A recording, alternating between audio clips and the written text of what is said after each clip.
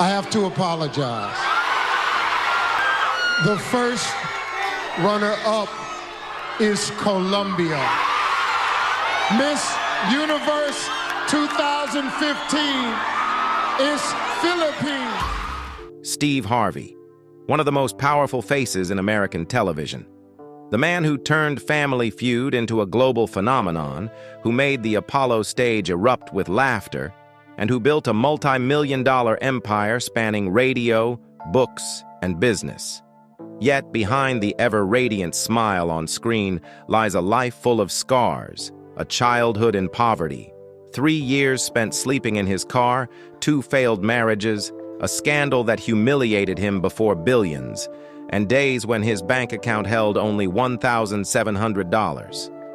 Harvey never wrote a memoir, nor did he spend his time chasing after explanations. The way he tells his life story is by standing up again and again in front of the public. Sometimes with razor-sharp humor that turned humiliation into laughter, sometimes with a cold silence followed by a return to the stage as if he had never fallen. In a world of entertainment where many stars choose to hide, Steve Harvey chose to face it head-on. This is not merely the biography of a host, a comedian, or a millionaire. It is the journey of a man once mocked for scribbling, "I want to be on television," in a classroom, only to carve that very sentence into the Hollywood Walk of Fame and onto the street signs of his hometown. A journey where every failure was repaid in blood, tears, and discipline. And it is also the journey that proves Steve Harvey's greatest legacy is not the laughter he brought to television screens, but the way he turned personal tragedies into life lessons for the entire world. Steve Harvey was born on January 17, 1957, in the coal mining town of Welch, West Virginia, a place where harshness was not only in the air, thick with coal dust, but clung to the boots of men dragging themselves home after endless shifts underground. His father, Jesse Harvey, was a miner, bound his entire life to the darkness below the earth until his lungs turned permanently black, a disease that haunted an entire generation of poor Appalachian workers. His mother, Eloise Vera, was a modest schoolteacher, a quiet but resilient woman who stretched every meager paycheck to raise 5 children, including Steve, the youngest, full of ambition but weighed down by fragility. Life in Welch was too cramped, too hopeless, and the Harvey family eventually moved to Cleveland, Ohio, searching for a chance in an industrial city. They settled on East 112th Street, where crumbling bricks, street violence, and the scornful looks aimed at the poor were a daily reality. Years later, that very street would be renamed Steve Harvey Way, a bitter irony. From one of the poorest blocks rose one of the wealthiest and most powerful stars in American television. Steve's childhood held little joy. Patched clothes, shoes tied with rubber bands instead of laces, meager meals divided among too many mouths. Each winter, their rickety house let the cold seep through wooden cracks, leaving the frail boy shivering through the night. Yet what hurt Steve more than poverty was humiliation. He stuttered, every word a battle with himself. In class, children mocked him, teachers shook their heads. The sense of being cast aside as a broken one haunted him through his early years. The deepest wound came in a moment that should have been harmless. When a teacher asked the class to write down their dreams for the future, young Steve nervously scrawled, "I want to be on television." The classroom erupted in laughter. The teacher not only mocked him, but tore the paper in front of everyone, calling it arrogance. For a poor, black, stuttering boy to dream of television was nothing but a joke. That moment stayed with him forever. He later confessed, "I can still hear the sound of that paper ripping." While his mother lowered her head in shame, his father chose another path. Jesse Harvey looked his son straight in the eye and said slowly but firmly, "Write it again. Tape it to the wall. Read it every morning, every night. That will be your promise to yourself." For Steve, those words became a personal scripture, the only guiding light through years of darkness. But reality was unrelenting. Neighbors scorned him, teachers dismissed him. and friends saw only a clumsy, stuttering boy with no future. Steve's dream was like a flickering candle struggling against a storm of prejudice and poverty. He grew up with the fear that one wrong step would drag his life into the same fate as countless men on his street. The tragedy deepened when Steve watched his father's body deteriorate. Years in the mines had crushed Jesse Harvey, turning him into a living reminder of the injustice carried by the working class. As a teenager, Steve understood that unless he escaped, his only road ahead would be the mines, disease, and an early death.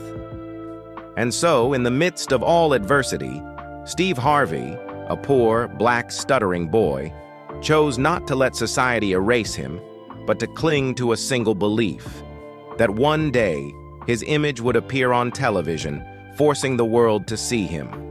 The promise to his father became the flame that kept Steve Harvey standing, but the road from a poor boy in Cleveland to the glittering stage began with years of uncertainty and struggle. After graduating from Glenville High School in 1974, he tried Kent State University and later West Virginia University. Yet books and lecture halls could not feed the hunger of a child raised in poverty, desperate to escape the shadow of his father's life in the mines. Steve dropped out of college and was forced into a string of odd jobs just to survive. He delivered mail in the biting Ohio cold, his hands cracked and bleeding from gripping frozen envelopes. He scrubbed carpets on his knees in wealthy families' homes, each stroke stripping the skin from his fingers and leaving his knees aching. He knocked on strangers' doors trying to sell insurance, only to face cold refusals and slammed doors. At times, he even climbed into the boxing ring, taking crushing blows just to earn a few dollars to make it through the night. No matter how hard he worked, he came home with an empty pocket. The more he labored, the further he seemed from the promise he had once made to his father. The dream of television, mocked by teachers, laughed at by classmates, often flickered near extinction in his mind. But destiny, it seemed, was never ready to let him quit. One October night in 1985, at the Hilary Comedy Club in Cleveland, a friend dared Steve to try an open mic stage. At first, he trembled, words stuttered, his heart pounding as if it would burst. Then the first joke came out, then another, and suddenly, the room erupted in laughter. For the first time in his life, Steve felt he belonged somewhere. When the club owner handed him $50, Steve walked out into the cold night and burst into tears, clutching the bill like treasure. "Tonight I was born," he whispered. The next day, he quit all his odd jobs, committing himself fully to comedy. But joy quickly gave way to harsh trials. For the next 3 years, Steve Harvey was homeless, surviving out of a battered 1976 Ford Tempo. The car became his only shelter. By day, he hunted for gigs. By night, he curled up in the back seat. A cooler in the trunk served as his kitchen, stocked with crackers and cheap noodles. For showers, he snuck into gas stations or public pools. Winter nights were brutal, cold seeping through the glass, his stomach gnawing with hunger as he chewed on stale bread, all the while thinking of that childhood promise. "You can do that for a week," Steve later recalled. "But 3 years? That's hell." There were moments when he almost gave up. One night, exhausted and broken, Steve picked up the phone intending to call his father and confess he had failed. But before dialing, he checked his voicemail. 2 messages awaited him. One from a club in Jacksonville offering $150, and another for a show the very next night, also paying $150. Together, $300, just enough for a plane ticket to New York, where producers of Showtime at the Apollo were scouting talent. Those 2 calls saved his career, for had he missed them, the name Steve Harvey might have vanished forever into obscurity. Amid those darkest days, he found unexpected kindness from Rich and Becky Liss, a small Cleveland couple who saw determination in Steve's eyes. They gave him a carpet-cleaning contract and opened a line of credit for travel. It wasn't just material help, it was faith, given at exactly the right moment, that kept his dream from collapsing. Years later, when he had found success, Steve called them live on television, voice breaking as he wept, "The only reason I'm still here is because of you two." Steve Harvey's career did not begin under bright lights, but in the bone-chilling cold of an old car, in silent tears after slammed doors, and in the unshakable belief that one day, the promise scrawled on a torn scrap of paper in childhood would become reality. After years of living in his battered car, doors of opportunity slowly began to open. In 1990, Steve Harvey entered the Johnny Walker National Comedy Search, a nationwide competition that gathered some of the most promising comedic talents.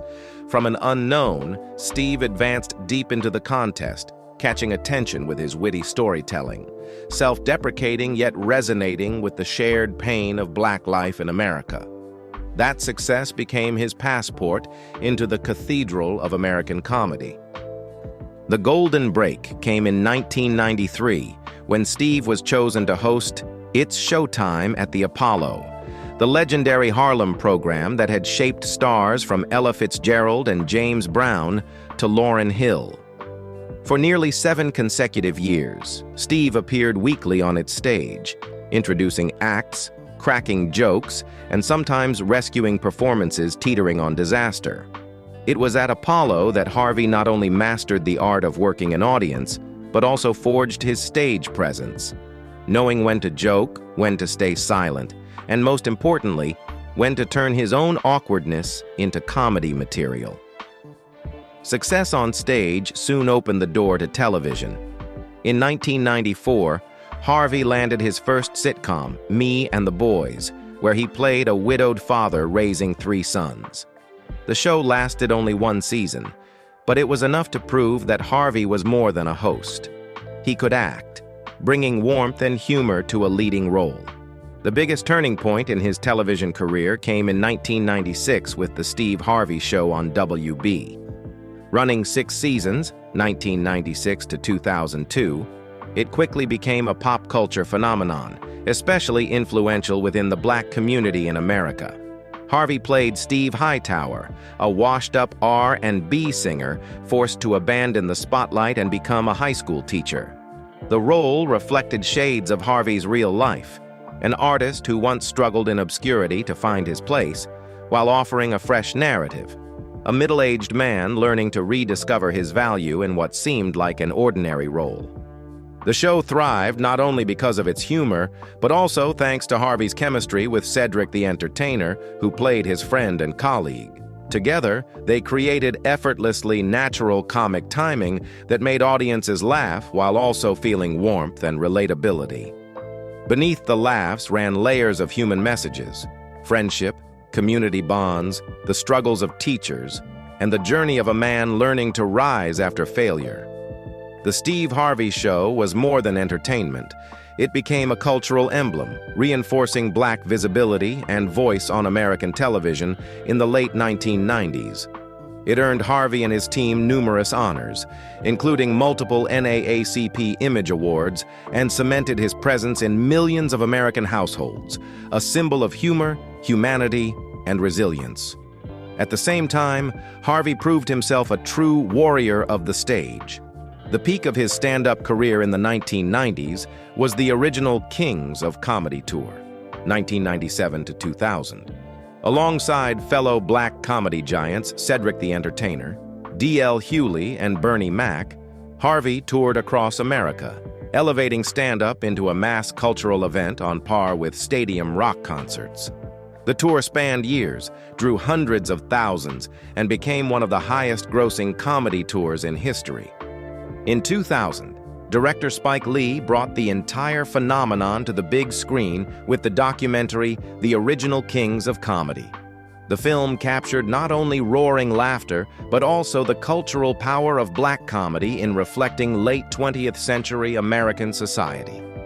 Within the group, Harvey often played the anchor, keeping rhythm for the acts, ensuring the flow never broke. He wasn't just delivering punchlines to close a set, but also connecting fellow comedians and audiences alike. That role made Steve Harvey the soul of the tour, the guide leading audiences through every shade of emotion, from roaring laughter to moments of quiet reflection. From a boy once ridiculed for stuttering, Steve Harvey had risen to become a king of comedy. And more importantly, a face American television audiences were beginning to see as indispensable. As the echoes of the kings of comedy still roared, Steve Harvey was already stepping into a new chapter. In 2000, he launched The Steve Harvey Morning Show, a nationally syndicated radio program. For 4 hours each day, Harvey's voice became a companion to millions of Americans, on their commutes to work, in kitchens preparing breakfast, or on school buses. He didn't just deliver laughter.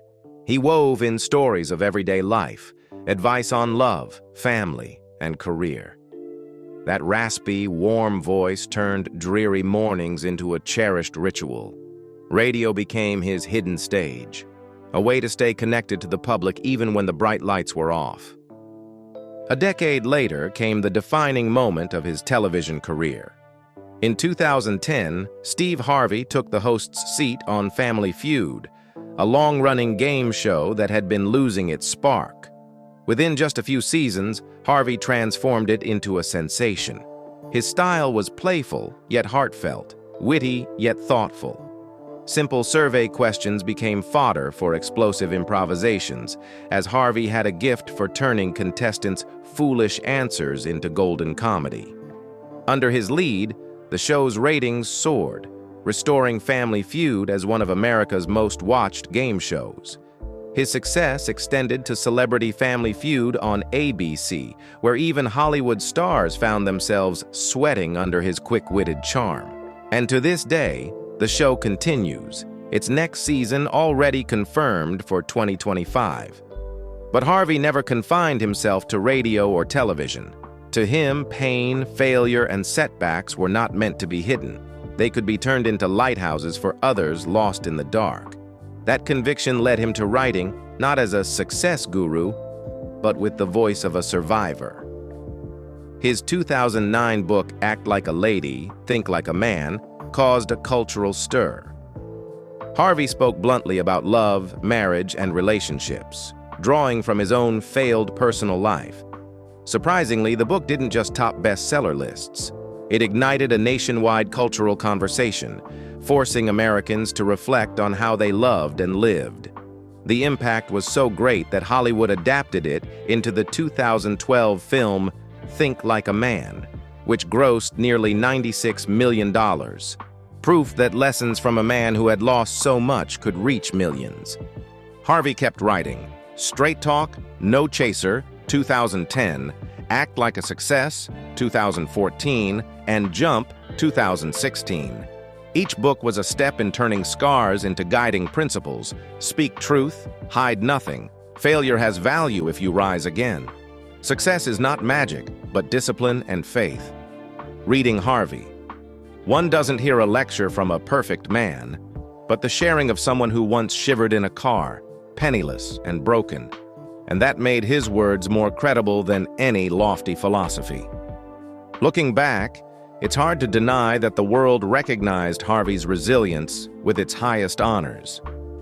In 2011, he received the BET Humanitarian Award for his community contributions beyond entertainment. In 2013, his star was etched on the Hollywood Walk of Fame alongside legends. Throughout his career, he collected numerous NAACP Image Awards, including Entertainer of the Year in 2001, a testament that Harvey was not just a TV host, but a powerful cultural voice for the Black community. Accolades followed.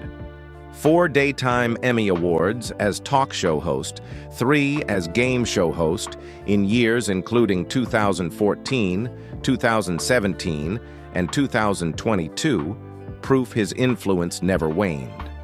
And in 2015, a full circle moment. East 112th Street in Cleveland, the very block where Steve once trudged in torn shoes, mocked for dreaming of television, was officially renamed Steve Harvey Way. From a poor boy with a torn-up dream, he had become an immortal symbol in American television history. From radio, television, and books, To a star on Hollywood's sidewalks, his journey was never just about a career. It was Steve Harvey's way of turning every loss, every humiliation, every freezing night in a car, into living proof that a human being can be reborn many times as long as the flame of the dream is kept alive. After securing his place on television and in the hearts of audiences, Harvey began to think bigger, how to ensure that everything he had built would not remain just the image of a man on a screen, but a legacy, organized, structured, and lasting. In 2017, he officially founded Steve Harvey Global, a home that brought together all his ventures. Within it was East 112, a production company behind projects such as Little Big Shots and Think Like a Man, Harvey Events, his event branding arm, and most notably, the international licensing arm of Family Feud, a strategy that spread the format to South Africa, Ghana, and by 2025, to Botswana, where Steve himself will host. For Harvey, Family Feud was no longer just a game show. It had become a global brand stamped with his name. Alongside entertainment, Harvey entered the fields of education and wellness. He founded Vault Empowers, a digital platform offering courses on leadership, communication, and entrepreneurship, each rooted in his own experiences of starting from nothing. In health, he co-founded Levate U, a line of greens and nutritional supplements reflecting the diet and discipline he embraced after turning 50 to fight illness and maintain energy. Harvey also proved himself a shrewd investor. He poured money into technology and media companies, Anthem Sports and Entertainment, a global media platform, BlockCap, Bitcoin mining, Airbnb, real estate rentals, SpaceX, aerospace technology, and Wish, e-commerce. It was his way of diversifying revenue, transforming fame into sustainable wealth-generating assets. Thanks to these ventures, Harvey's annual income has hovered around $45 to $50 million. The Steve Harvey Morning Show brings in roughly $20 million. Family Feud, another $10 million, with the rest coming from television, books, events, and business. As for net worth, estimates vary. Some placed it at $280 million in 2023, others around $200 million by late 2024. Differences depending on timing and methodology, but enough to confirm that he is one of the wealthiest figures in American entertainment. Yet even after building a media empire, Steve Harvey could not avoid painful stumbles in front of millions. In December 2015, during the Miss Universe finale, he made a historic mistake, announcing the wrong winner. In a single breath, the world fell silent, then exploded in outrage.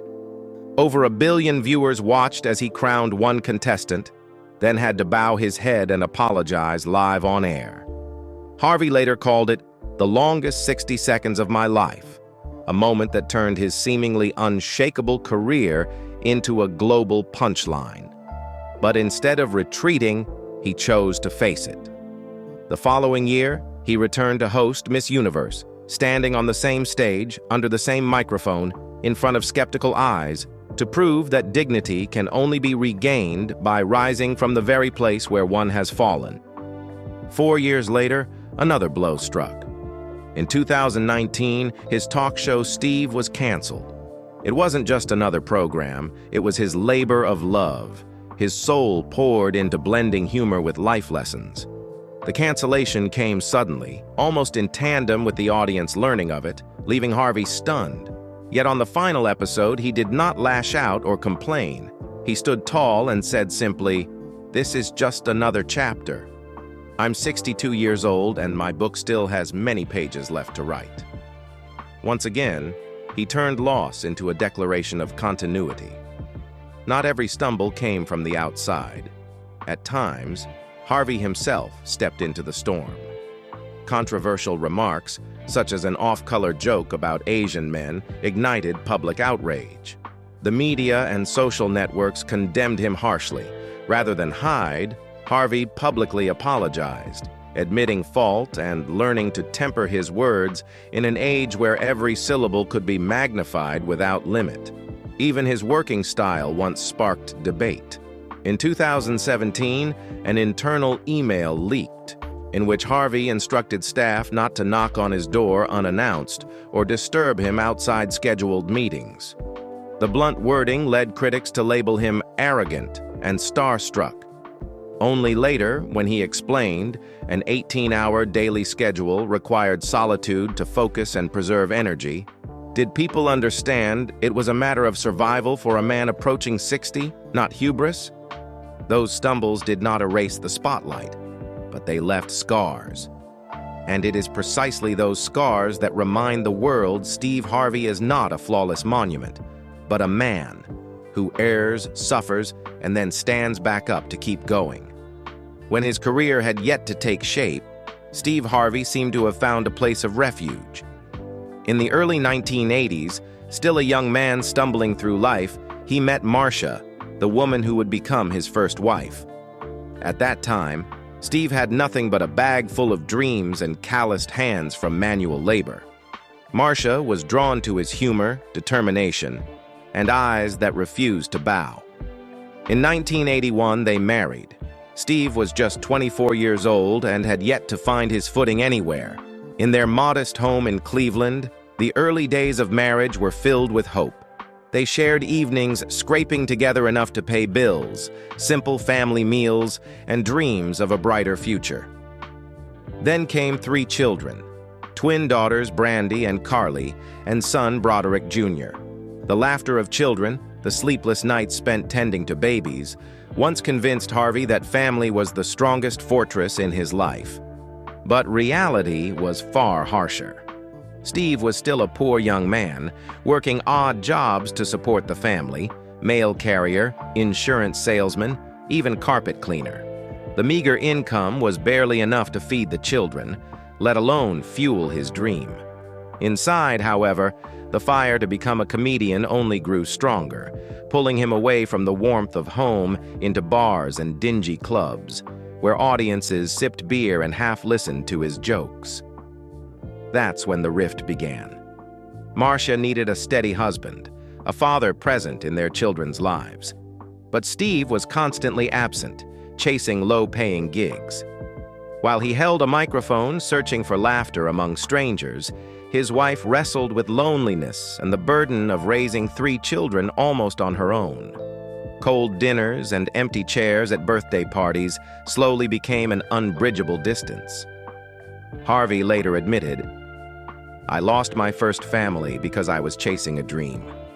He loved his children, but in their childhood memories, his presence was only a shadow. Marcia, once a woman who believed in her husband, slowly sank into the feeling of abandonment. The love that had once fueled them became a heavy weight. By 1994, after 13 years of trying to hold on, their marriage officially ended. Steve walked away from his first marriage with almost nothing, leaving the 3 children with Marcia and carrying the haunting knowledge that the price of chasing his dream had been too high. Marcia quietly stepped out of the spotlight of her ex-husband's life, but her figure and her pain would forever remain an inseparable part of Steve Harvey's story. That marriage didn't collapse in loud fights, but in the quiet erosion of dinners without a father, nights of a mother clutching her children to sleep in bitterness, and a comedian who made entire rooms erupt with laughter, while losing the very laughter within his own home. After the collapse of his first marriage, Steve Harvey thought he would be forever trapped in emptiness. But fate once again brought him to Mary Shackelford, the woman who became his second wife, and the one who would drag his private life into its loudest, most turbulent years. They met while Harvey was beginning to make a name for himself as a comedian and host, though still unstable both financially and emotionally. Mary appeared as a source of comfort, offering solace to a man who had just failed at marriage and still carried the weight of responsibility for 3 children. In 1996, at the age of 39, Steve Harvey married Mary. In the early years, this marriage felt like a fresh start. Together, they welcomed their son, Winton Harvey, born in 1997. Steve once called him my compass, the child who gave him a reason to stand firm against life's trials. Family photos from those years were filled with laughter. Harvey lying on the floor with baby Winton climbing on his chest, weekend BBQs, moments that looked like peace for a father finally present as his child grew up. But the old cracks never truly vanished. Ambition and a rising career pulled Harvey away from home once more. He was constantly on the road, performing stand-up, hosting shows, starring in sitcoms, and touring with the kings of comedy. Mary longed for stability and a complete family, but Steve was caught in an inescapable grind. Cold dinners, missed calls, suitcases always waiting by the door, these gradually hardened into distance. By the early 2000s, conflict exploded. Unlike his first marriage, this one ended not in quiet resignation, but in anger and bitterness. When they divorced in 2005, the drama didn't fade into silence. Mary went public with heavy accusations against Harvey: infidelity, neglect, custody disputes. The press and the public devoured every headline, turning Harvey from a beloved star into a lightning rod for criticism. Though many of Mary's claims were later dismissed in court, the shadow of that divorce lingered like an unhealed wound. Harvey lost not only emotionally, but his public image took a brutal hit. Worst of all, young Winton was forced to witness his parents' conflict under the glare of the media, his childhood overshadowed by legal battles and public scrutiny. Harvey once admitted, choking back tears, "I could take the press, I could take the losses, but seeing the pain in my son's eyes, that's what really broke me." The collapse of his marriage to Mary Shackelford did not just bring emotional devastation, it pushed Steve Harvey into financial freefall. Endless legal battles, mounting attorney fees, and bitter disputes drained his accounts. By the time the divorce was finalized, Steve walked into the bank, slid his card to check the balance, and the screen coldly showed just $1,700. For a man whose face was already on television, that moment was nothing short of a crushing humiliation. He later confessed, "I felt more ashamed than when I lived in my car. When you're poor, you can still believe in tomorrow. But when you're famous and your account is down to that, it feels like total collapse." The shock didn't end there. Soon after, Harvey discovered a catastrophic accounting error. For 7 years, his income taxes had not been fully paid. The principal, plus interest and penalties, had snowballed into a mountain of debt that could bury anyone. If unresolved, he faced losing everything, even prison. Harvey spiraled into panic, staring at the ceiling sleepless at night, haunted by the thought, "If I fall tomorrow, how will my children see me?" Backed into a corner, he had no choice but to hurl himself into a brutal grind. From 6 a.m., he was on air with the Steve Harvey Morning Show, clinging to the microphone as his last lifeline. Days were filled with meetings, contracts, and bookings. Nights, he returned to the stage, telling jokes to earn every laugh and every dollar. Amid the chaos, he forced himself to write, pouring bitter lessons into pages. Act like a lady. Think like a man, 2009, was born from sleepless nights, and it became his saving storm, reviving his career and giving him steady income. For years, nearly every cent of his earnings, from radio, television, and books, flowed straight into paying off the IRS. He worked himself to exhaustion, 18 hours a day, yet kept going. "Every laugh I delivered back then," Harvey recalled, "came at the cost of fear." At last, through iron discipline and sheer refusal to quit, Steve Harvey paid off the massive debt and escaped the financial shadow that once threatened to destroy his career. More importantly, the ordeal forged in him a new philosophy: never depend on a single source of income, and always turn wounds into fuel for rebirth. The marriage to Mary Shackelford, which once seemed like a chance to rebuild family, ultimately became the most painful chapter of his private life. It left him not only with scars on his reputation, but with a lasting warning that the spotlight may shine bright, but when it consumes the time meant for family, the price is harsher than any professional failure. If Steve Harvey's first 2 marriages left him with deep wounds, the third, with Marjorie Bridges, felt like a destined new beginning. The first time he met Marjorie was at a comedy club in the early 1990s. Back then, Steve was still an unknown performer, but right on stage he stopped, pointed to the woman who had just walked in and said, "I don't know who you are, but one day I'm going to marry you." It wasn't a joke. Fate had planted a promise, yet life wasn't ready to give them a chance. They lost contact for over a decade. In 2005, as Steve Harvey staggered out of his stormy divorce with Mary Shackelford, shaken by financial and emotional crisis, destiny brought Marjorie back once more. This time, thanks to the connection of a trusted bodyguard, they reunited and never let go again. Just 2 years later, in 2007, Steve and Marjorie were married. Harvey was 50 then, scarred and battered, while Marjorie brought with her 3 children from a previous relationship: Morgan, Jason, and Lori. It wasn't an easy union. Blending 2 fractured families into one whole has never been simple. But Marjorie had her own way. She didn't dwell on the past. She focused on building the present. Steve legally adopted her 3 children, giving them the Harvey surname, as if to affirm, "I am your father." Meanwhile, Steve's own children from his previous marriages slowly found peace within the new household. Though at times there was distance, through patience, love, and a shared philosophy, "Don't live in the past, let's create a better future together," they truly built a blended family of 7 children.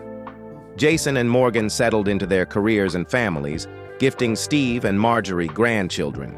Lori Harvey, Marjorie's youngest daughter, became a sought-after model in the fashion world, often making headlines for her relationships with stars like Michael B. Jordan and Damson Idris.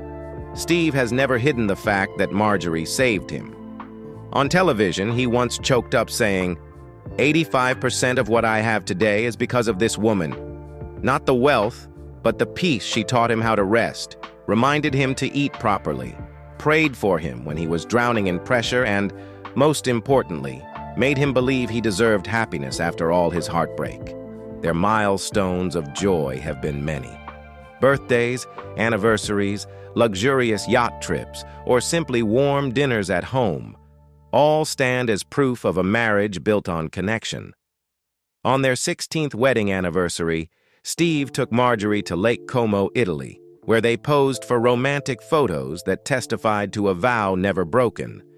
The two often appear together at events, never hesitating to exchange tender looks and affectionate gestures in public. To Steve, Marjorie is not just his wife. She is his companion, his anchor, the one who helped him step out of the shadows of the past to finally find a true family. In his later years, after decades of struggle, Harvey finally has a place to return to. Not the grand mansion, but the arms of the woman he once swore he would marry the very first time he saw her. And as he often says, "I lost 2 families, but God gave me one last chance. And I will never lose it again." After years of poverty, even sleeping in an old car, Steve Harvey today lives a life of true luxury, as if to compensate for his harsh past. He and his family now reside in a palatial estate in Atlanta, Georgia, a 35,000 square foot mansion on 17 acres of land, inspired by Versailles. Purchased in 2020 for about $15 million from Tyler Perry, the house has become Harvey's crown jewel. From the grand foyer with sweeping double staircases and massive crystal chandeliers to soaring living rooms with floor-to-ceiling windows overlooking forests and the city, every detail radiates opulence. Within its walls lies Harvey's private world, a movie theater, fully equipped gym, spa and indoor pool, a massive wine cellar, and even an underground ballroom. Outdoors, an infinity pool stretches like one from a luxury resort, alongside tennis courts and meticulously manicured gardens. Atlanta isn't his only mark. Harvey once owned a penthouse at Trump Tower, Chicago, perched on the 88th floor with 19-foot ceilings and a 360-degree view of the city and Lake Michigan. He bought it in 2013 and sold it in 2018 for a profit of nearly $7.7 million. Before that, for over a year, he rented an almost 11,000 square foot estate in Beverly Hills, California, complete with gardens and a dazzling pool, paying around $125,000 per month, a figure that speaks to his level of extravagance. Harvey's passions extend to vintage and luxury cars. In his garage sits a pristine 1941 Cadillac convertible, a rare gem preserved in original condition. Alongside it is a Rolls-Royce Phantom 8, one of the world's most luxurious sedans, valued at around $550,000. For his wife, he spares no expense. For Marjorie's birthday, he gifted her a Bentley Mulsanne, $305,000, and on another occasion, a Rolls-Royce Phantom drop-head coupe convertible worth over $500,000. On land, he drives supercars. At sea, he enjoys million-dollar yacht getaways. His family once cruised aboard Sea Lion, a 200-foot yacht costing about $340,000 per week to charter.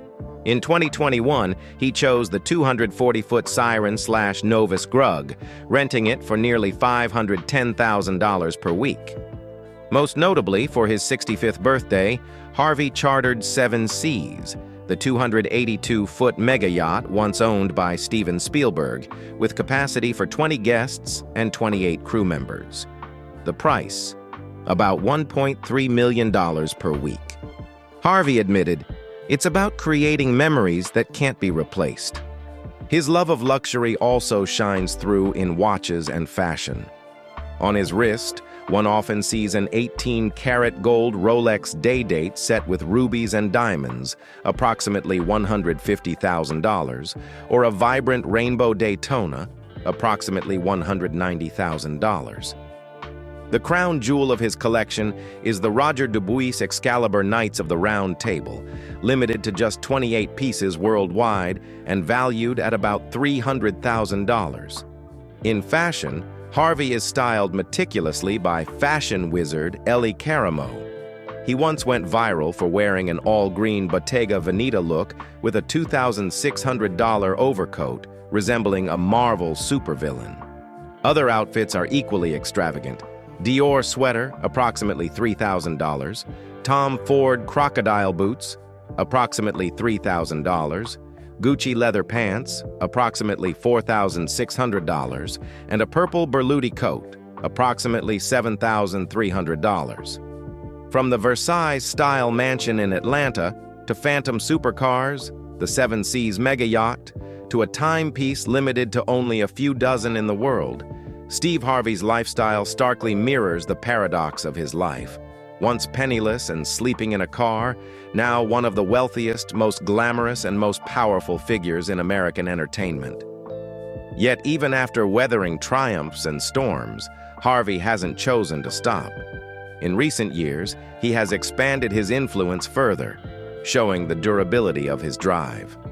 In Georgia, he and the Steve and Marjorie Harvey Foundation host camps for more than 250 fatherless boys. These camps not only teach leadership, discipline, and faith, but are also broadcast as TV specials, allowing millions to see how Harvey has turned the scars of his own childhood into strength for the next generation. Meanwhile, the 2024 Steve Harvey Charity Golf Classic in Atlanta raised funds for education and mentoring, reaffirming that he and Marjorie remain deeply rooted in community work. Alongside charity, Harvey has stepped into the role of broader influencer.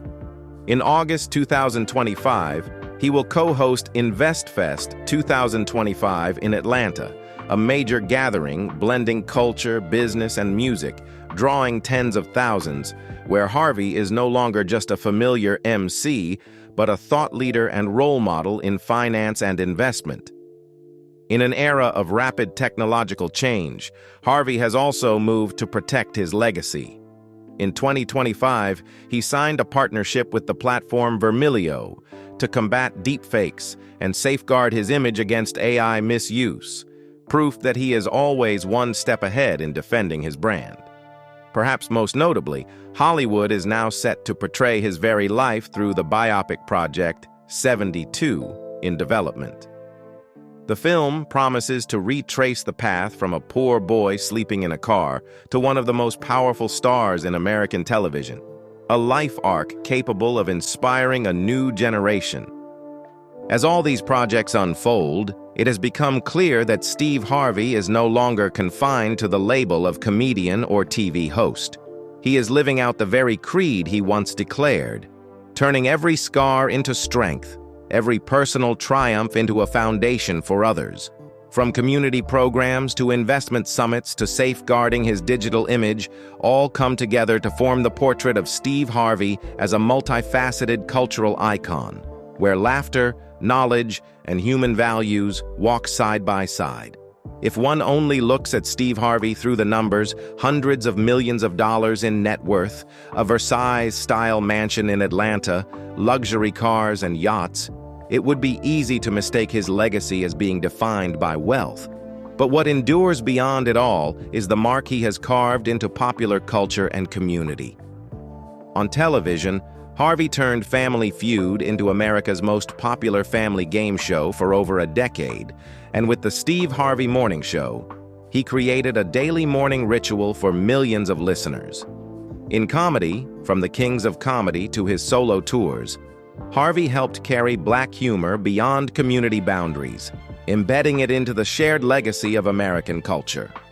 In publishing, Act Like a Lady, Think Like a Man was not only a bestseller but also reshaped national conversations about love, marriage, and family. Yet his influence did not stop at entertainment. Through the Steve and Marjorie Harvey Foundation, thousands of students, young adults, and fatherless youth have found guidance and opportunity. Camps, scholarships, and mentoring programs all stand as proof that Harvey has used his own painful past to give back to the next generation. He does not hide his scars. He transforms them into life lessons, into the message, you can start from a broken-down car, but if you never quit, you can go anywhere. Harvey's presence has also crossed borders. When he personally brought Family Feud to South Africa, Ghana, and most recently Botswana, he wasn't just hosting a game show. He was building cultural bridges, making African audiences feel seen and valued.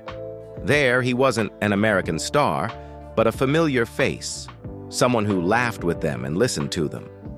For young artists, Harvey is living proof of the philosophy that persistence can overcome circumstance, humor can heal wounds, and failure is never the end. For the public, he is the laughter on morning radio, the familiar host on television screens, the figure of a father, mentor, and companion.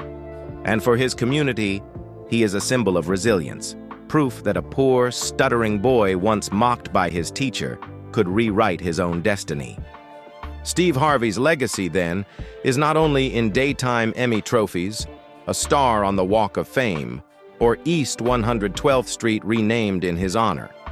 It lives in every laugh he has sparked, every door of opportunity he has opened, and every ounce of faith he has inspired in the next generation, that no starting point is too low to keep you from reaching your dream. Steve Harvey's life, seen from the outside, resembles a remarkable journey, from sleeping in a beat-up car to living in a lavish mansion, from a poor boy desperate to be seen on television to one of the most powerful figures in American entertainment. But behind the spotlight, what makes him memorable is not money or fame, but the way he turned every fall into a lesson, every wound into strength to pass on to others. He once said, "I've lost everything, many times. But each time, God gave me a chance to rise again, and I didn't waste it." That philosophy is what has made Steve Harvey not only beloved for his humor, but respected for his heart. A man who knows pain, who knows failure, who knows how to rise, and who chose to inspire by sharing the hardest truths of his own life. What do you think about Steve Harvey's journey, from a poor boy once mocked to becoming the king of television? Is it a miracle of faith or a testament to unyielding perseverance? Share your thoughts in the comments, and don't forget to follow the channel to explore more extraordinary stories behind the spotlight.